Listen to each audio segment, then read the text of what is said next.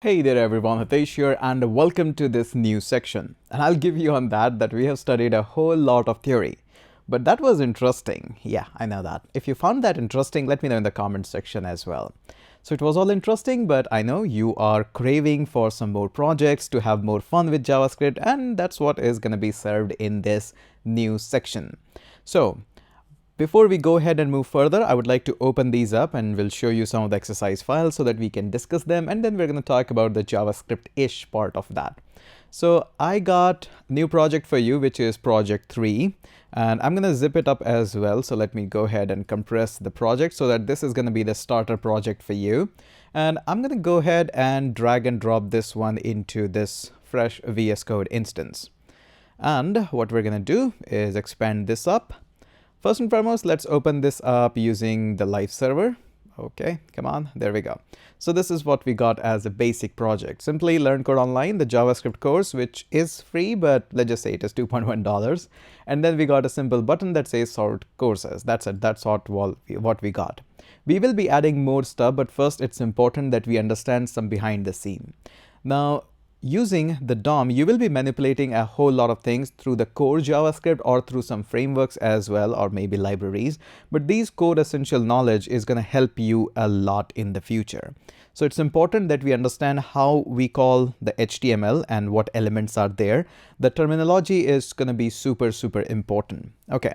First and foremost, a quick tour of the project structure. We got just bare minimum basics of the body, some background colors, nothing much.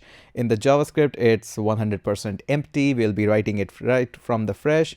And in the index, we got some of the Bootstrap CDN being loaded up, and that's it. So consider that somebody has written some of the CSS classes for you, and that's are being loaded in the Bootstrap. That's it, nothing much to be worried. Okay, we can close down this head section because we are not much worried. Let's go into the body section. So just below where you got this learn code online, now notice here very carefully the terminology. This is going to be useful in the next video. So first and foremost, we got an unordered list, which is list group. The class list group is coming up from the Bootstrap. Then we got the list item, which is again having a class list group item, which is again a Bootstrap class.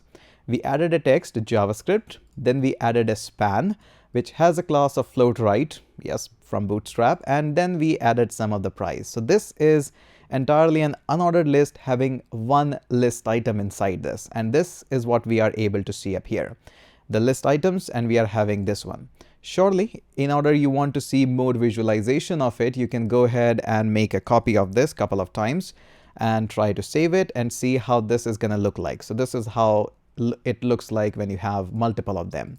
But we are not interested in having multiple of them. We are interested in knowing their names. So notice here, the list item that I'm saying here is an element.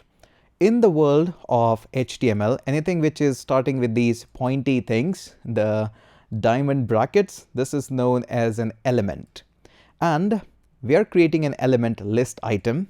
Then we are injecting a class here, and it's not just a class in technically.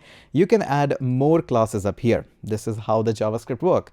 So in the world of JavaScript, we call it as a list of classes. I'll get more exact to precise word in the next video, but just try to assume that this class here can accept many of the classes here. It's not just you have to give a list group item, you can give many, just like here I have given many of these classes. Okay, just keep that in mind. Then inside here, we got the JavaScript course. Now this, in the terms of JavaScript, we call it as text node. Notice the difference. Anything that is an element is going to start with the pointy things, and then the simple text is called as text node. Then we got this span. So tell me, what is this span? Is it a text node or is it an element? If you said element, awesome. If you said text node, watch out. Listen to me carefully. Then inside this, we create an element, which is a span, and then we are creating a text node, which is $2.1.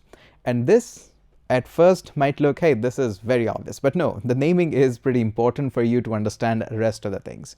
So what we're going to do now is I'm going to select this list element, and notice here I can just comment this out just like this, but I'll be doing some of the things later on. So I'm using command and slash or control and slash if you're on the PC. So make sure you just keep that in mind, these shortcuts. Now, what we're going to do is in the next video, we're going to go into this script and we're going to create a few of the courses and we'll try to inject those values from JavaScript, nothing from HTML. And this is going to be super helpful and super fun. So that's it. You got the basics all done. The next video is going to be a bit much longer because we'll be doing everything in just one video. So let's go ahead and catch up in next video.